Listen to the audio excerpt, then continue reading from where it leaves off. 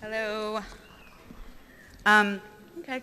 Hello, we're InCUBATE, and we're just going to start out by saying that this talk is dedicated to Ben Schaafsma, without whom we never would have started Sunday Soup.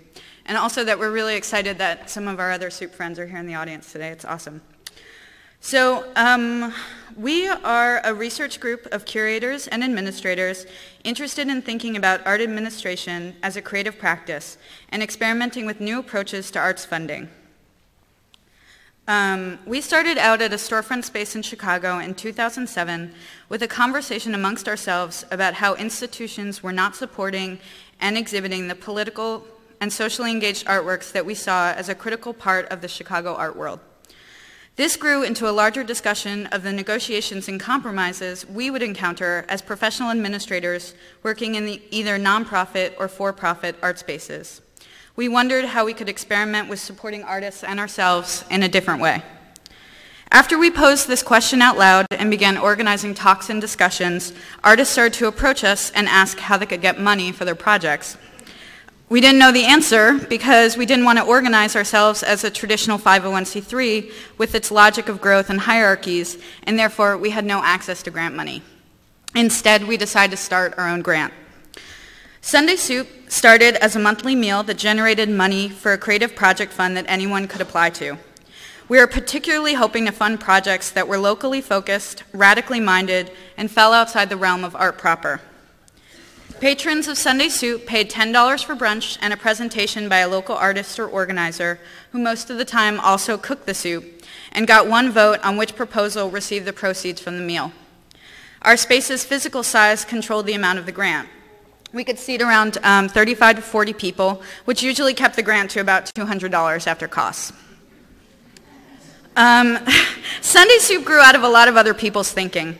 We had been talking about concepts of the nonprofit industrial complex as a problem within the social justice field, turning 501c3s into professional service providers rather than communities in solidarity.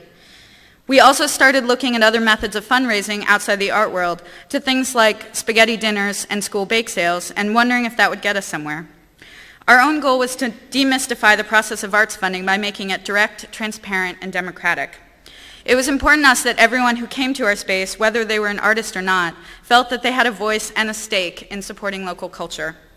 We did this by recognizing that the money had to come from somewhere, and so we provided a service that we enjoyed doing and people would feel comfortable paying for.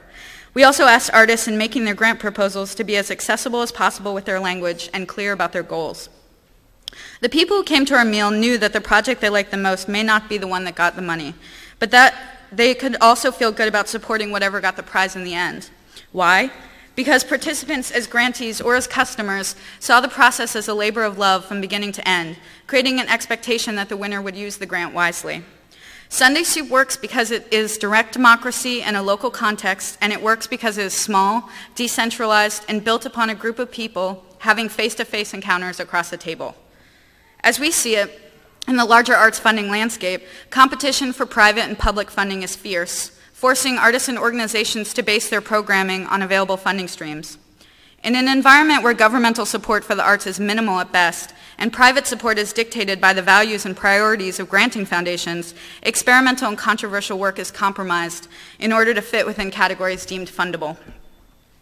After doing this project for a couple years, we were invited to install temporary Sunday Soup cafes in various exhibitions. We started to ask ourselves, how do we operate locally, within our own network, and then also puncture its borders? We thought we should let other people know that they should start their own and feel free to name it and adapt it however they saw fit.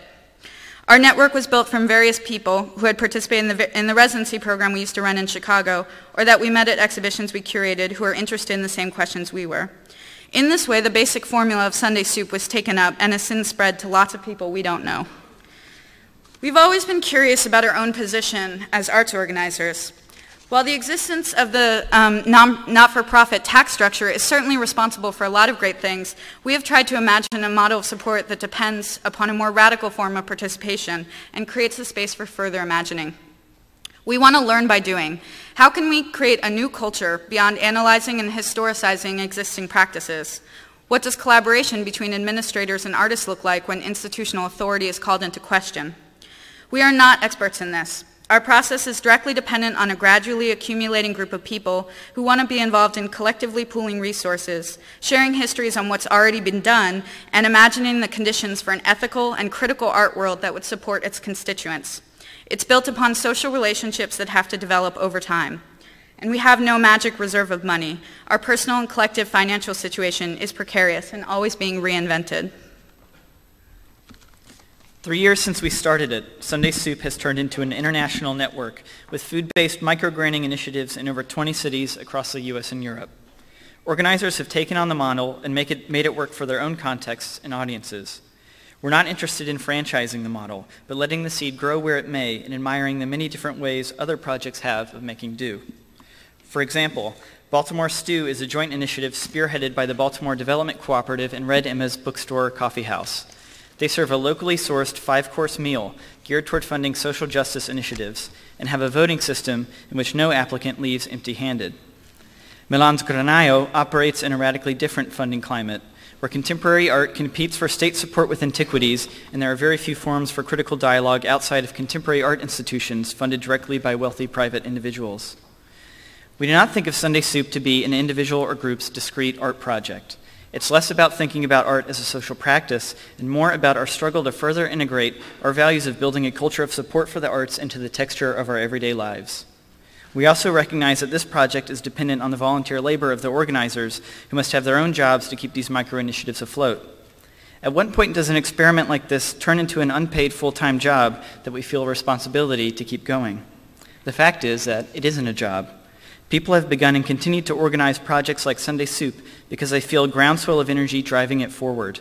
Sunday Soup is a model, not a business that anyone owns. Our project is contingent upon a community invested in its well-being, and as long as it is relevant to that community, it will find a way to exist within it. Sunday Soup is not systematic infrastructural change, at least not yet. This is the challenge we're thinking about as the model multiplies. We want to form affective bonds between cities and projects, create borderless relationships, and learn from both the mistakes and successes of others. Until then, Sunday Soup and like-minded programs will function in the way that they always have, not as a perfectly formed replacement model of cultural funding, but as a forum for amplifying the discussion about funding itself. In the meantime, people will continue to gather, to cook, to eat, to fund, and to make decisions as a group about the kind of cultural ecology they want to exist and participate in. The world we are building can serve as a microcosm to address the distribution of resources within the art world and extend to the ways in which we are implicated and accountable within the economies of culture. It's a means of learning how to operate in the world as it exists, but also imagining radical administration that can make it run. Thank you.